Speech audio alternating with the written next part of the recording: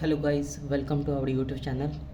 And last class में हम लोग ने कवर किया था प्रिंसिपल ऑफ मैनेजमेंट। आशा करते हैं कि आप लोग को वो वीडियोस बहुत ही अच्छा लगा होगा और समझ में आया होगा। टुडे हम लोग आज कवर करने वाले हैं प्रिंसिपल ऑफ मैनेजमेंट आखिर होता क्या है, जैसे कि इसके फीचर्स और इम्पोर्टेंस। बहुत ही शॉर्ट वीडियो होने वाले हैं, तो इसलिए हम लोग ये टॉपिक कवर करेंगे। और देन नेक्स्ट वीडियो में हम लोग कवर करेंगे साइंटिफिक मैनेजमेंट क्या होता है। साइंटिफिक मैनेजमेंट क्या होता है, उसके कुछ प्रिंसिपल्स हैं एंड टेक्निक्स हैं। तो आइए हम लोग टाइम वेस्ट ना करते हुए स्टार्ट करते हैं कि features of principle of management क्या होता है एंड इसके इम्पोर्टेंस क्या है। ठीक है, अगर आपको वीडियोस अच्छा लगे तो लाइक एंड सब्सक्राइब कीजिएगा एंड अपने दोस्तों के साथ भी शेयर कीजिएगा ताकि वो इस कंटेंट का फ़ायदा उठा सके और अपना मार्क्स इम्प्रूव कर सके एग्जामिनेशन में। तो स्टार्ट करते हैं, फीचर्स ऑफ मैनेजमेंट आखिर होता क्या है।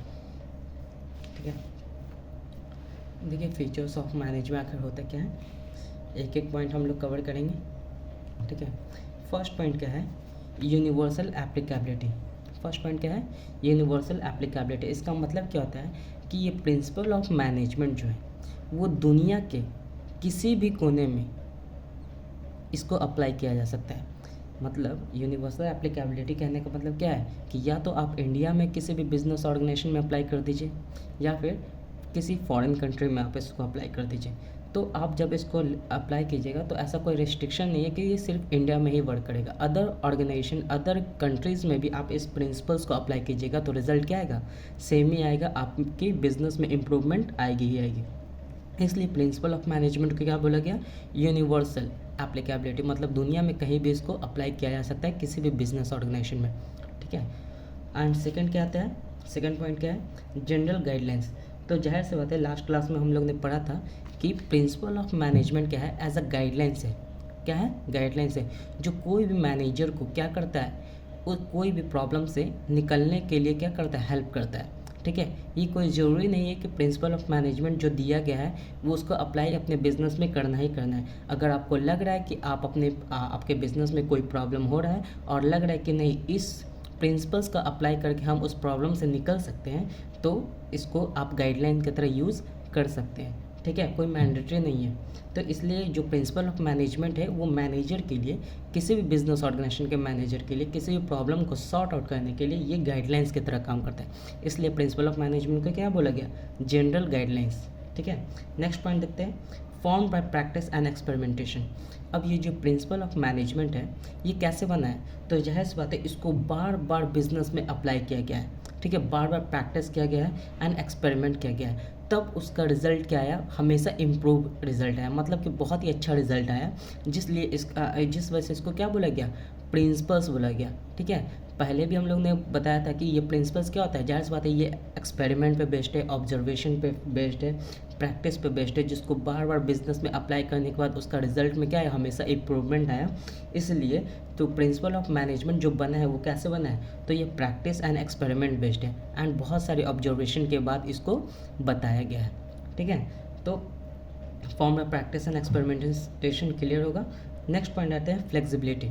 फ्लेक्सिबिलिटी का मतलब क्या होता है, लचीलापन।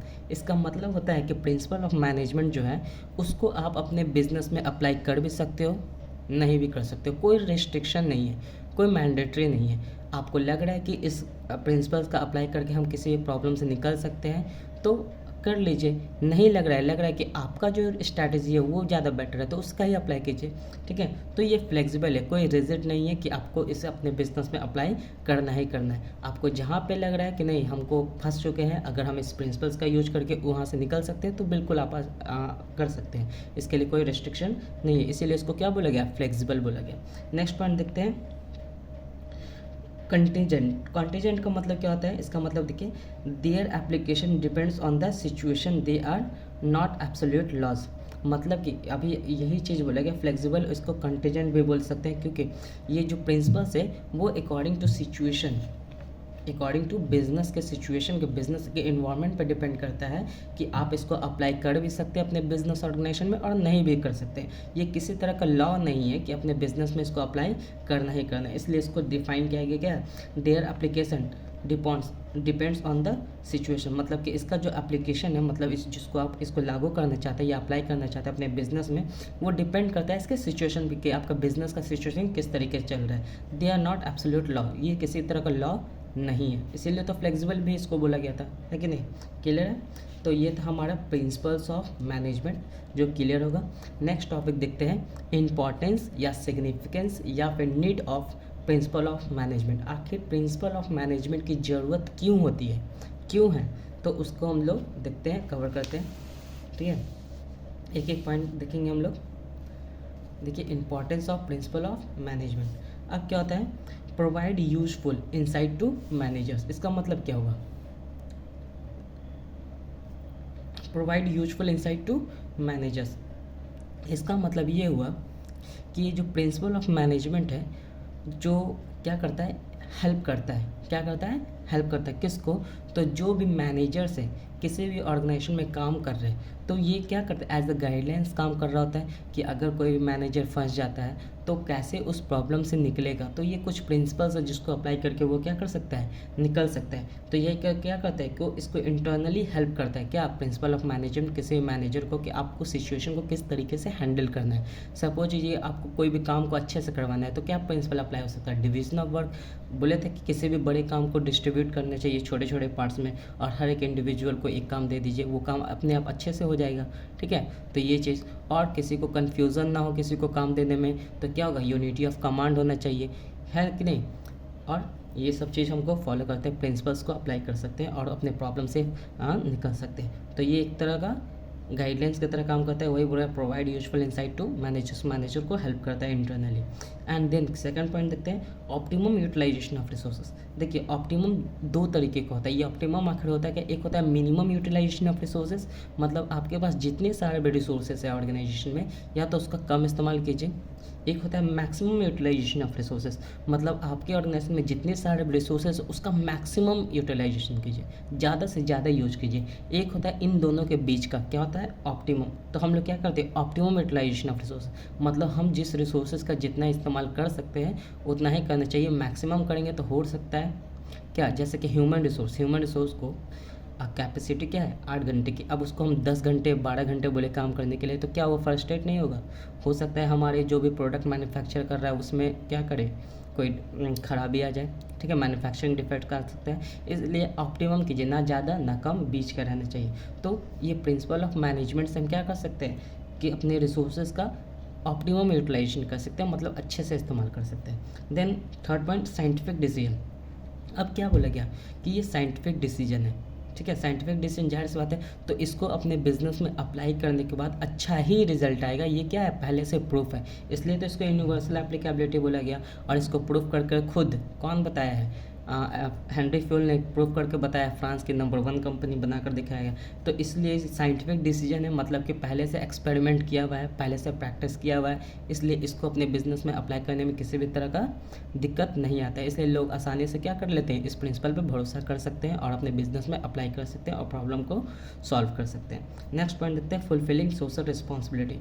अब क्या करता है कि ये सोशल रिस्पॉन्सिबिलिटी को ही फुलफिल करता है, जैसे कि क्या, अब प्रिंसिपल ऑफ मैनेजमेंट का सोशल रिस्पॉन्सिबिलिटी से क्या काम, सोचिए कि कोई भी बिजनेस ऑर्गेनाइजेशन इस प्रिंसिपल का इस्तेमाल करके क्या कर रहा है, अपने बिजनेस को इम्प्रूव कर रहा है। तो बिजनेस को इम्प्रूव कर रहा है, तो जाहिर सी बात है जो एम्प्लॉयज़ होंगे बिजनेस ऑर्गेनाइजेशन के, वो क्या, उनको प्रॉपर सैलरी मिल रहा होगा, सैलरी मिल रहा होगा, सैलरी बोनस मिल रहा होगा, ट्रेनिंग मिल रहा होगा।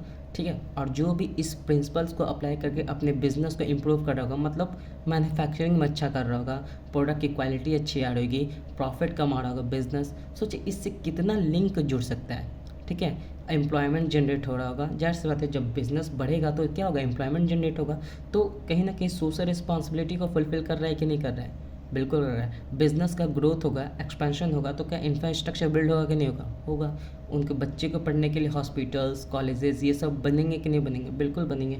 तो ये इनडायरेक्टली क्या करता है, अपनी सोशल रिस्पॉन्सिबिलिटी को भी फुलफिल कर रहा होता है, कौन, ये प्रिंसिपल ऑफ मैनेजमेंट। क्योंकि ये प्रिंसिपल ऑफ मैनेजमेंट को आप बिज़नेस में अप्लाई करके आप अपने ज़्यादा से ज़्यादा प्रॉफिट कमा सकते हो बिज़नेस से, जो इनडायरेक्टली क्या होता है, सोसाइटी के लिए ही यूज़ होता है वो। ठीक है, नेक्स्ट पॉइंट देखते हैं, चेंजिंग इन्वायरमेंटल रिक्वायरमेंट। अब इसका मतलब क्या हुआ कि ये क्या करता है कि इन्वायरमेंट, जिस इन्वायरमेंट में आप काम कर रहे हो, जैसे प्रिंसिपल ऑफ मैनेजमेंट क्या करता है कि इन्वायरमेंट के अकॉर्डिंग क्या होता है, ये अप्लाई होता है। ठीक है, तो अगर इसका ज़रूरत है तो आप अप्लाई कर लीजिए, नहीं ज़रूरत है, आपको लग रहा है कि अपना स्ट्रैटेजी से हम कोई भी काम कर सकते हैं तो बिल्कुल कर सकते हैं। ठीक है, तो ये क्या होता है, इन्वायरमेंट के चेंजेस के अनुसार हम क्या करते हैं, अपनी प्रिंसिपल्स को अप्लाई करते हैं, और तो इसलिए हमको ज़रूरी हो जाता है। लास्ट पॉइंट क्या है, इम्प्रूव एफिशिएंसी एंड इफेक्टिवनेस। इसका मतलब क्या हुआ कि एफिशिएंट मतलब जाहिर सी बात है, प्रिंसिपल ऑफ मैनेजमेंट का हम यूज़ करके हम किसी भी प्रॉब्लम से बाहर निकल जाएंगे तो क्या होगा, उस काम में हमको माहिर होगा, बार बार हमको प्रिंसिपल्स को अप्लाई करने की ज़रूरत नहीं होगी, हमको खुद क्या होगा, उस चीज़ का नॉलेज हो जाएगा कि हम इस प्रॉब्लम को कैसे सॉर्ट आउट कर सकते हैं, इस प्रॉब्लम से कैसे निकल सकते हैं। तो कहीं ना कहीं उसकी जो काम करने की क्षमता है, ठीक है, उसका वर्क एक्सपीरियंस है, वो क्या होता है, बढ़ता है, और वो अपने काम में क्या हो जाता है, माहिर हो जाता है। इसलिए भी प्रिंसिपल ऑफ मैनेजमेंट का बहुत ज़्यादा ज़रूरत हो जाता है ऑर्गेनाइजेशन में। तो हम लोग ने अभी कवर कर क्या किया, features of management, principal of management and importance of principle of management. ये हम लोग एक पार्ट हेनरी फ्यूल का कवर कर चुके हैं। नेक्स्ट पार्ट में हम लोग कवर करेंगे क्या, कि साइंटिफिक मैनेजमेंट क्या होता है। ठीक है, जो साइंटिफिक मैनेजमेंट दिया गया वो FW टेलर के द्वारा दिया गया है। नेक्स्ट पार्ट में हम लोग कवर करने वाले हैं। तो आज के लिए इतना ही, नेक्स्ट वीडियो में मिलते हैं। Have a good day. अगर वीडियो अच्छा लगा हो तो बिल्कुल लाइक करके जाइएगा एंड कमेंट कीजिएगा, कोई सजेशन देना चाहते हैं तो वीडियो से रिलेटेड। Thank you.